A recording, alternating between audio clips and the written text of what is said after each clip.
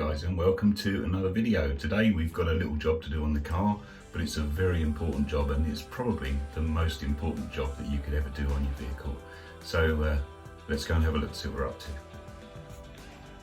Well, as you can see, I'm going to be doing an oil change on the car. I've got my new oil drain bucket here. I've also got a filter, so we're going to replace the engine oil and filter. I've got over here my engine oil, so I'm using Long Life 3 5W30 Quantum oil, and also I tend to get one of these now. This is a new sump plug and sealing washer. For the sake of a couple of quid, it's just as easy to replace this rather than worrying about whether the old washer is going to reseal or whether the thread's going to be a bit dodgy on the sump plug when it comes out. So I always now replace the sump plug and washer, oil filter and engine oil. Let's get the car ready and get it replaced.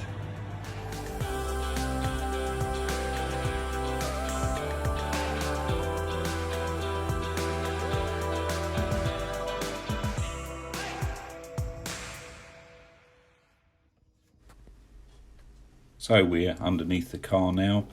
As you can see, I have my oil drainer in place. I'm going to undo the sump plug. Now the sump plug that's on the car is actually a 7mm fixing on the sump plug, and just going to drop the oil out now into the drain bucket. It's best to do this with the engine a little bit warm. I've already been on a run with the car this morning, so I've done a few miles, and it's been sitting a little while, so it's not really hot, thankfully, because otherwise you can burn your hands. But it's not stone cold, so it's nice and warm. The oil's out, and it's going to insert the new sump plug. Now the one that I've got is actually a 19mm head, not a 7mm Allen key like the other one. This is a normal one that you'd do up with the spanner. I did check the sealing washer is the same size, and also the thread is exactly the same, so this obviously replaces the original 7mm Allen key one.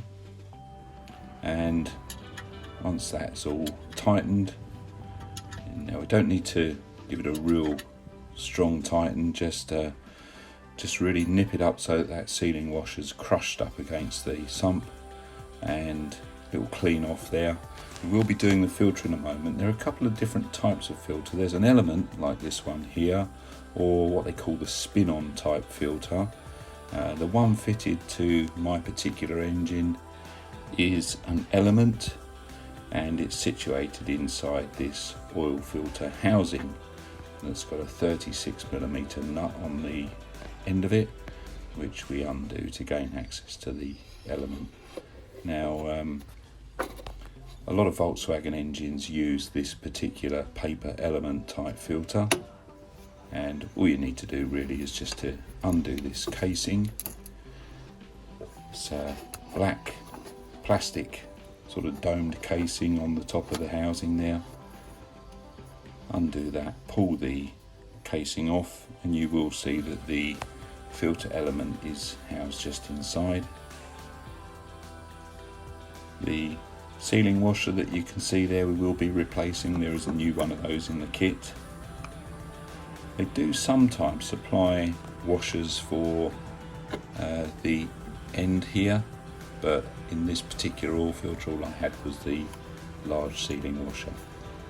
So you simply pull the filter element out, get your new filter element out of the box. There we go, and you can see the big green sealing washer.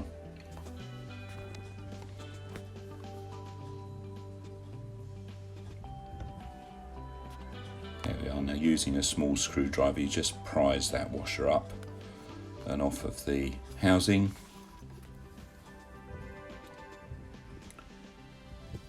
And stretch the new one over until it locates in the right at the base of the housing. Actually there's a little sort of moulding in the casing that it slots into.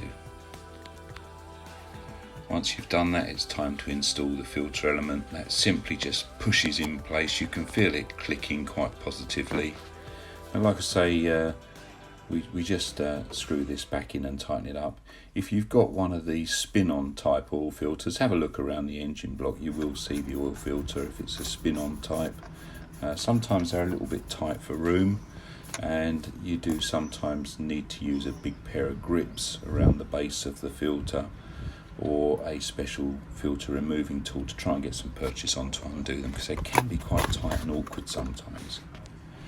So now with the 36mm socket, just doing this back up, going to nip this up. Again, it doesn't need to be really tightened. You will feel it go tight, and then just give it a final little nip just to make sure that it's okay. I did manage to spill a little bit of oil from the housing down onto the alternator, which I'm going to clean off. A bit of brake cleaner, brake and clutch cleaner is quite good for cleaning away oil residue, and so I'll give that a spray and just wipe it off afterwards. Like I say, it was just a small amount, it wasn't enough to cause a problem anywhere. And a good wipe off, get everything nice and clean, because you're going to be checking these areas afterwards to make sure that you haven't got any leaks. So if you can get it spotlessly clean, it does help.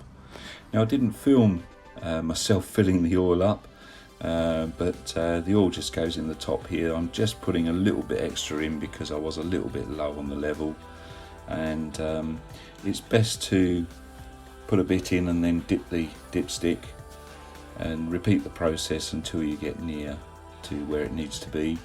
You generally find that if you put it bang on the maximum mark when you start the engine up, the oil filter housing needs to be filled up and it will drop down a little way. So at the moment, as you can see, we're still a little bit shy there, so I'm going to play around and get that level absolutely bang on. And again, cleaning around the top here, because you don't want any oil marks to be visible. I will run the engine up and check everywhere to make sure that it's all nice and clean afterwards.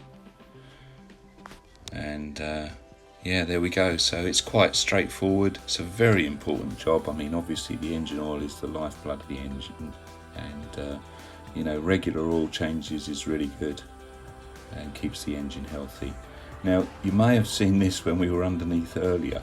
I've got a problem with this with the exhaust. I've got a cheap exhaust system on the car and they don't fit particularly well, and you can probably see that that's been fouling on the front cross member.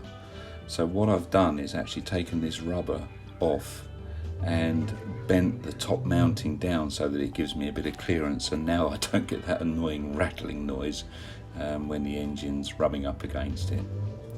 So there we go, guys. Thanks ever so much for joining me, and I will see you again in another video fairly soon.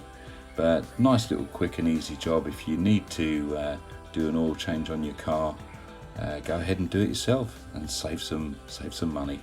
Thanks a lot. See you now. Bye bye.